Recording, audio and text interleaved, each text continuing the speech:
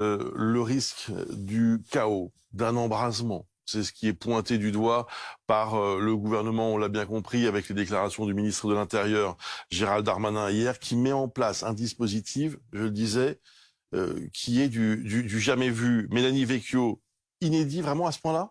Alors oui, ces manifestations contre les retraites, oui, c'est sûr que le chiffre de mobilisation des forces de l'ordre, à la fois policiers et gendarmes, est important, il est conséquent. Il est donc de 13 000 dans toute la France, 5 500 à Paris.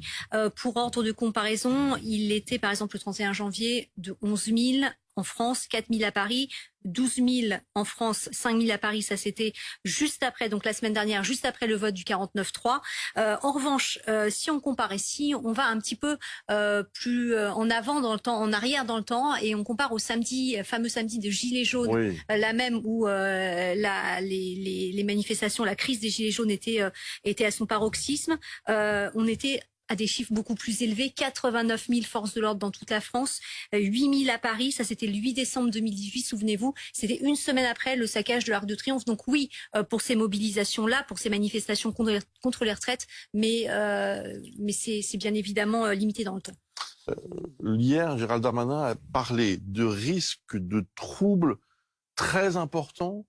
Qu'est-ce qu'il veut dire? De quoi il parle précisément, le ministre de l'Intérieur? C'est la présence, bien évidemment, de troubles à l'ordre public, la présence de casseurs, d'éléments radicaux. 1 millier, selon Gérald Darmanin, selon la police. Ils craignent et ils prévoient, bien évidemment, des dégradations au niveau des biens, des dégradations contre tout ce qui est bâtiment de l'État, qui représente l'État, mais aussi tout ce qui est mobilier urbain. Ça, on l'a déjà vu sur les images, les poubelles qui brûlent, etc. Et puis aussi certitude, là, du côté du ministère de l'Intérieur, que les forces de l'ordre vont être prises à partie, prises pour cible avec, et on l'a vu ce week-end encore à Sainte-Soline, des cocktails Molotov, des mortiers d'artifice, des parpaings. On a retrouvé également des haches. Donc évidemment, il y a cette crainte-là, et crainte pour les manifestants aussi, ça il faut le dire, que la sécurité des manifestants soit... Il paraît qu'il y a de plus en plus de manifestants maintenant qui viennent casqués, équipés. Hein. Ça, c'est vraiment quelque chose qui a été relayé, notamment auprès des syndicats. Restez avec nous, Mélanie. Je voudrais présenter nos deux invités. William Bourdon, d'abord, avocat au barreau de Paris, fondateur de l'association Sherpa, co-auteur de Violences policières, le devoir de réagir, chez Gallimard. Bonjour, maître. Bonjour. Merci d'être avec nous. Denis Jacob, bonjour. Vous êtes secrétaire général du syndicat Alternative Police. Il faut se réjouir ou s'inquiéter de ce dispositif exceptionnel? C'est pas la question du chiffre de l'arithmétique du nombre des policiers, c'est la pratique des policiers qui est en jeu. Qu'il y en ait 10, 15 000, que le ministre prenne ses responsabilités par rapport à des risques troubles à l'ordre public, personne ne va le contester. C'est la pratique qui est en jeu.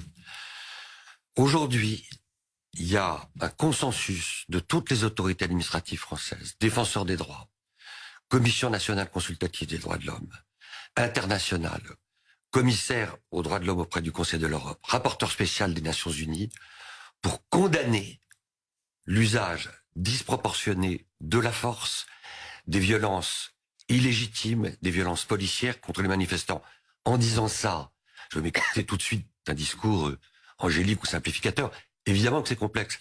Évidemment que les extrémistes, les black blocs, posent un défi technique aux forces de l'ordre. Mais il y a une réalité, c'est qu'on n'a tiré aucune conséquence de ce qui s'est passé pendant la crise des Gilets jaunes.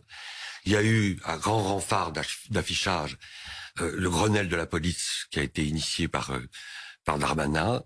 Gilets jaunes, 30 mutilés graves, une personne décédée. Après quelques semaines d'accalmie, et tout le monde a loué la gestion apaisée de dialogue de celui qui a succédé, fort heureusement, à l'allemand, c'est-à-dire Nunez, on retrouve les mauvaises habitudes, on n'a tiré aucune conséquence de ce qui s'est passé, et au lieu de privilégier la logique de médiation et de dialogue, on revient à une logique de répression. Les images aujourd'hui qui déferlent à travers le monde parlent suffisamment d'elles-mêmes. Pour que ce soit très clair, Maître Bourdon, et avant de donner la parole à Denis Jacob, vous dénoncez une disproportion de l'usage de la force, ou bien une doctrine qu'il faut revoir complètement, de maintien de l'ordre. C'est pas tout à fait la même chose. On est bien d'accord que c'est pas tout à fait la même chose. Il y a une doctrine du maintien de l'ordre qui a été ajustée à plusieurs reprises. On s'en est même vanté en disant qu'il y a une excellence même d'une doctrine du maintien de l'ordre à la française. cette doctrine, elle est foulée aux pieds. Elle est martyrisée tous les jours. Ça, c'est une réalité. C'est pas simplement moi qui le dis.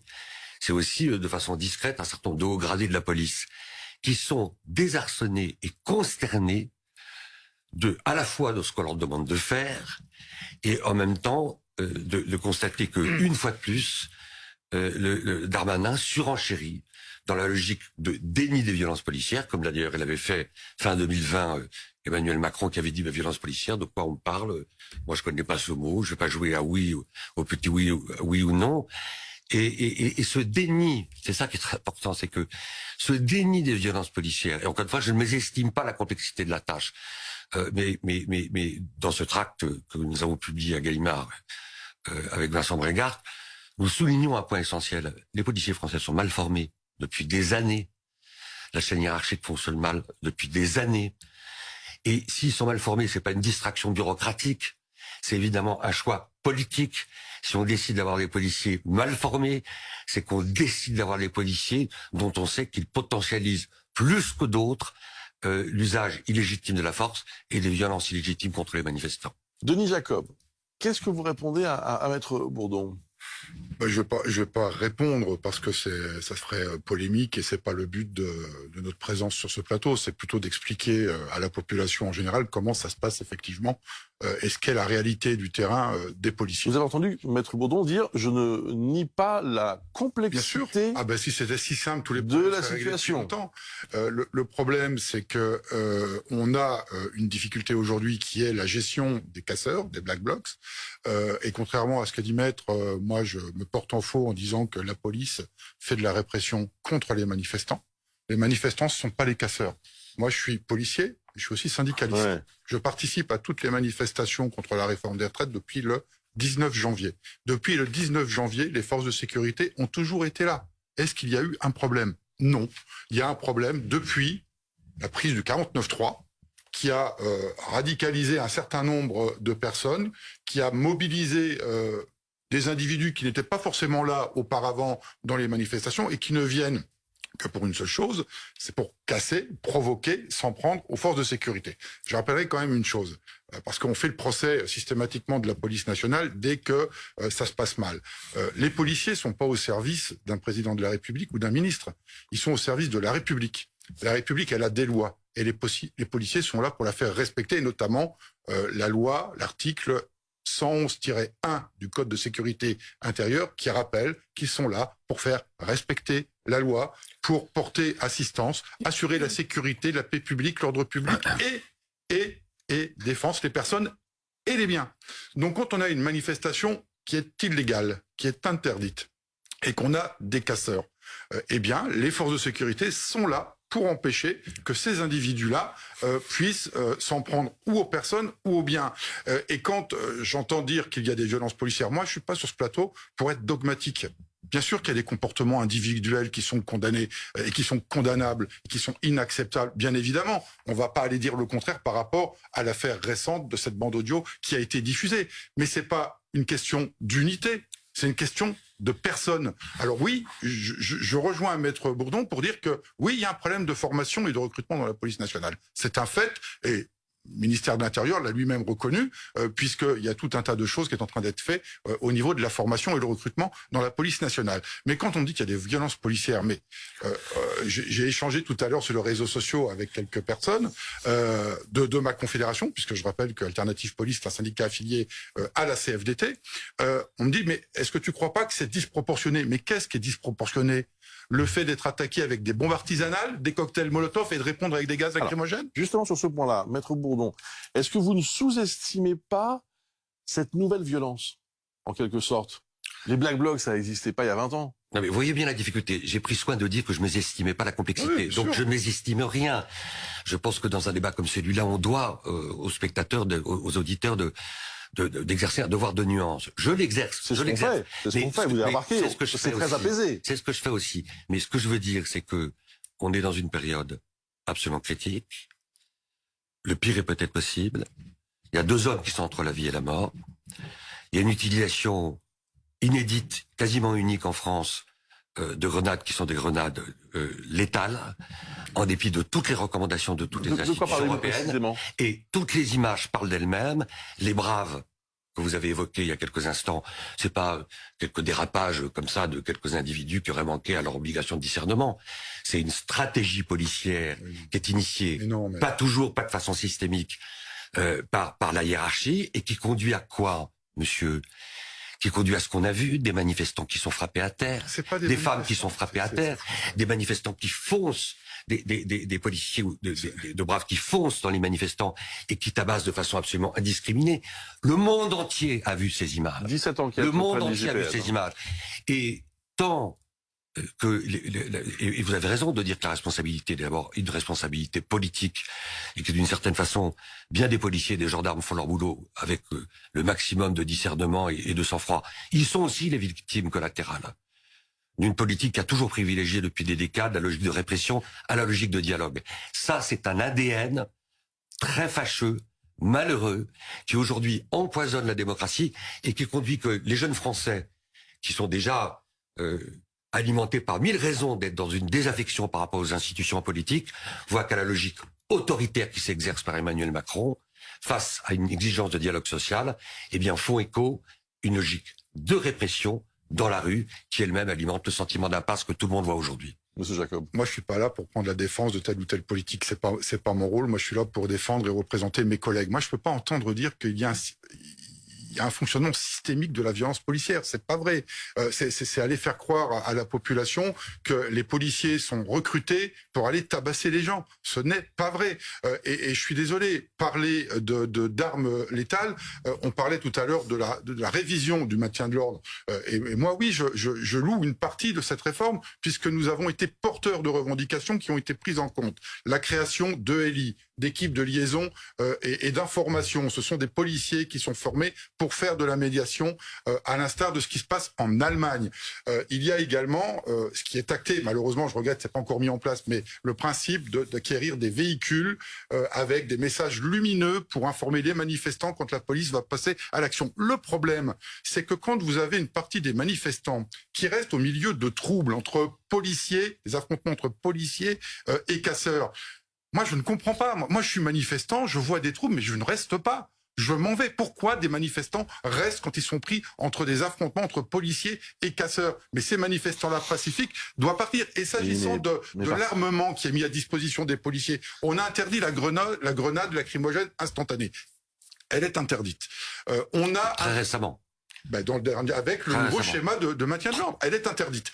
La grenade de désencerclement, aujourd'hui, elle est très encadrée dans son utilisation. Elle ne doit plus que servir aux policiers et aux gendarmes pour se dégager quand ils sont pris. C'est pas du tout ce qui s'est passé à Soline. Et ce qui est utilisé, Monsieur Bourdon, ce qui est utilisé aujourd'hui sur les maintiens de l'ordre violents avec des casseurs, c'est ce qu'on appelle des grenades à éclat non létales. Si elles avaient été utilisées dans le respect réglementaire, il n'y aura pas de personnes entre la vie et la mort. Laissez parler, Monsieur Bourdon, laissez-moi aller jusqu'au bout de mon propos.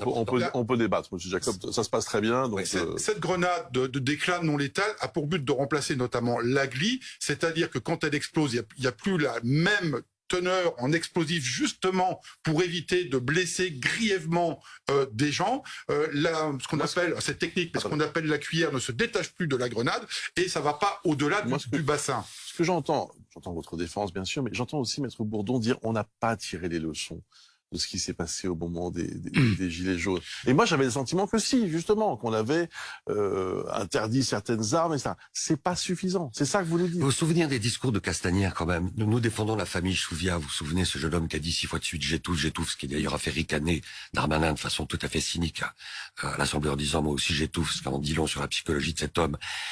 Castagnère avait dit, il faut arrêter la gli. F4, très bien. Il faut arrêter la clé. Vous savez, la technique de clé. Bon, elle continue à être utilisée, d'ailleurs, en dépit des recommandations qui ont été faites. Mais malheureusement, il y a, moi je défends un certain nombre de policiers, vous voyez, monsieur, qui sont dans une souffrance sociale qui est commune avec celle qui manifeste. Je l'entends aussi. Vous venez de dire, monsieur Brice-Toussaint, que les leçons n'ont pas été tirées. Elles n'ont pas été tirées. Et elles n'ont pas été tirées, et il faut se demander pourquoi. Elles n'ont pas été tirées parce que dans ce pays, malheureusement, les dirigeants politiques et Emmanuel Macron l'a jusqu'à la caricature, perpétue le fait de privilégier la logique autoritaire, la logique de répression à la logique de dialogue. Et perpétue une logique de déni des violences policières. Tant que cette logique de déni sera à l'œuvre, les manifestants qui subissent des violences auront le sentiment d'avoir été victimes 2 fois. Il faut se souvenir de la parole, je termine là-dessus, du grand préfet Giraud, le 29 mai 1968. Il écrit aux policiers. Et qu'est-ce qu'il dit, Giraud? Grand préfet républicain, qui manque de notre pays. Il dit, voyez-vous, messieurs les policiers, parlez-vous entre vous. Ne l'oubliez jamais. Chaque fois que vous mettez un manifestant à terre de façon illégitime, c'est 20 manifestants qui ont le désir de se venger.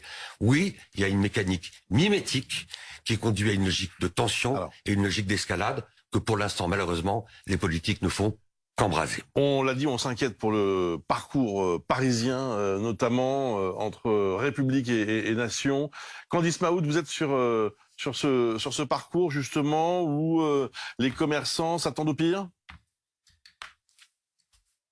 Écoutez, effectivement, on sent que cette manifestation-ci, eh bien, elle est plus inquiétante pour les commerçants. Vous voyez, par exemple, on les a vus ouvrir petit à petit avec Anthony Brault, et vous voyez aussi la police qui quadrille vraiment le secteur.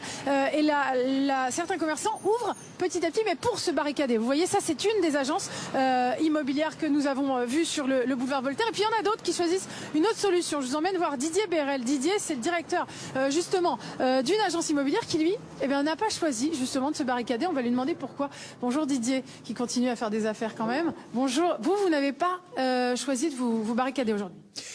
Non, parce que en général, je barricade pas parce que j'ai fait un peu le point entre barricader le coût que ça engendre. C'est quoi? Vous vous êtes renseigné, je crois, en face, c'est... Ouais, en face, ils ont fait. Ça leur coûte un billet de 1300 €. Oui, quand même. Donc, si à chaque fois, après, faut stocker l'endroit, peut-être que ça peut coûter plus cher. Moi, j'ai réfléchi pour mettre un rideau métallique, mais c'est pareil, c'est un gros budget, hein, c'est un rideau métallique. Pourtant, moi, j'ai pas une grosse façade, hein, mais c'est un budget de 4-5 000 €. Donc, pour une fois de temps en temps, s'il y a une manif, en général, ça se passe pas trop mal. Bon. Vous avez déjà eu des dégâts, vous m'avez montré tout à l'heure. Oui, tout à fait. Ouais, j'ai en 2019, j'ai eu en effet. Vous allez faire comment alors du coup? Vous allez rester... Je vais rester devant. Je surveille, je reste devant. Et puis des fois, j'ai des commerciaux qui viennent, qui m'aident un petit peu. Voilà, on cordon sanitaire. Et on fait et puis on fait en sorte que voilà, ça se passe bien. Et en général, bon, la dernière fois, ça s'est bien passé. La fois où ils m'ont cassé toute la vitrine, c'était en 2019. Je sais pas si vous voulez voir les photos, mais bon, on verra. Mais effectivement, c'était impressionnant. C'était très calme. Et d'un coup, c'est arrivé. En fait, j'ai un client qui m'appelle, je m'enferme, je rentre dans mon bureau, et puis d'un seul coup, j'entends des bruits sourds. Je lui dis mais qu'est-ce que c'est? Et puis bon, ça va très vite. En l'espace de 3 minutes, ils sont arrivés, ils ont tapé sur la vitrine un coup de marteau, et elle est pas tombée, mais elle était complètement endommagée. Bon, écoutez, merci beaucoup, merci Didier. Bon, écoutez, on vous souhaite de faire attention aujourd'hui. Nous, on continue évidemment à vous tenir au courant. Voilà. Oui, tout le monde est inquiet. Ouais, tout le monde est inquiet. Espérons que ça va bien se passer. Bon. Eh ben, écoutez, on croise les doigts. Ok, merci. Merci beaucoup Candice, merci beaucoup. Merci. Je suis désolé, on est au terme de notre débat, mais je vous remercie en tout cas pour la qualité de ce débat et voilà, le fait qu'on ait pu en parler de façon. Juste me permettre, juste dire quand même pour rejoindre Maître Bourdon, parce qu'on n'est pas opposé non plus. Dès qu'il y a un manifestant pacifique qui est victime des affrontements entre policiers et casseurs, c'est toujours regrettable et on peut considérer à chaque fois que ça peut être considéré comme un échec dans le maintien de l'ordre. Malheureusement, mais on est confronté à de la violence et le risque zéro n'existe pas dans les dommages collatéraux, malheureusement. Merci beaucoup. Merci Maître Bourdon. Merci Denis Jacob. On se retrouve dans quelques instants pour la suite. Nos équipes sur place pour vous faire vivre cette 10e journée de contestation contre la réforme des retraites.